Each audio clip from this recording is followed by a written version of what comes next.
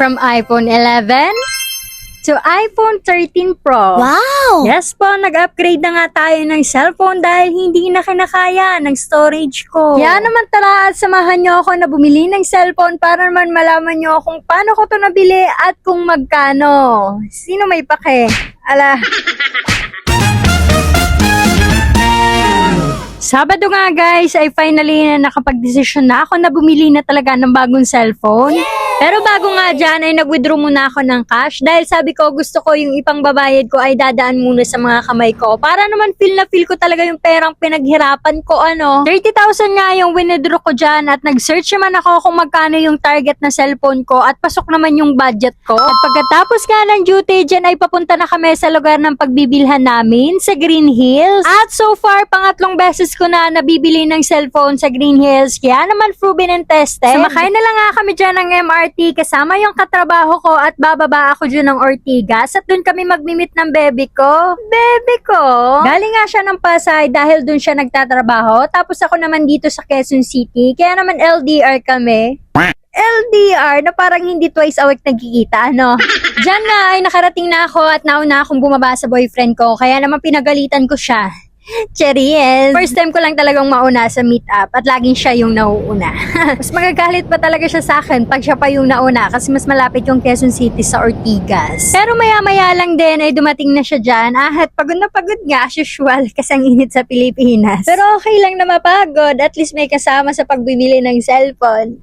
At yun nga, napabili na nga kami dyan ng tubig kasi may kalayuan talaga yung lalakarin at may nakapagsabi din sa akin na kung sa Shaw Boulevard daw kami bumaba ay medyo mas malapit doon. Pero ano ting magagawa, nandito na po kami. O kung sana, kahapon mo pa sinabi.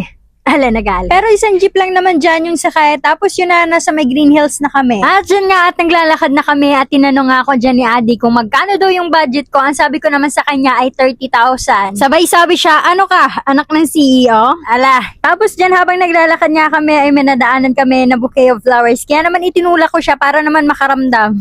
Cheries! Lagi naman yan sa akin nagbibigay ng bouquet of flower. Ako na lang yung nagsabi na wag na siyang bumili kasi nagagastusan ako sa frame. Ala pa kadamot. Frame lang yung binili. At dyan nga at nakarating na kami at pinuntahan namin yung recommended ni Adi na shop na marami daw mga freebies at sikat daw dito. At bago nga ako makapili ng unit na napusuan ko dyan, freebies talaga yung nag-catch ng attention ko kasi apakadami. Gaya na lamang ng smartwatch, 5 pieces ng colored na case, 6 pieces transparent case, complete set of charger, may adapter in cord. At may 2 pieces ng original Apple earpods. At meron din 3 free case para naman sa iPhone 11 ko. Kasama pa tong 2 tubig at maraming candies. At dyan mo lang yung matatagpuan kay MI Gadget Store pag nakita nyo yung babae na maraming ginto sa katawan, yun na yun. Tapos katabi niya lang doon yung dating artista na mapapanood nyo sa Bubblegum. At dyan na nga at namimili na tayo ng ating case na mapupusuan at ang kagandahan dyan ay pwede tayong mamili ng ating mga cases. Opo. O diba? Sa case pa lang talaga ay paldo ka na tapos dinagdagan pa ng 3 piraso para naman sa iPhone 11 ko kahit hindi ko naman dun binili At next dito naman tayo sa payment, ang pinakahihintay ng lahat at magkano nga ba ang aking bili sa aking bagong 13 Pro. At yan nga ang binayan natin ay nagkakahalaga ng 20,000 pesos. Thanks to God dahil kung hindi sa mga blessing na galing sa Kanya ay hindi natin ito mabibili. Plus, dagdagan lang natin ng sipag at tiyaga para may nilaga. Ano daw? So, paano ba yan? Hanggang dito na lang ating video. Sana may natutunan kayo. Maraming salamat. Paaram.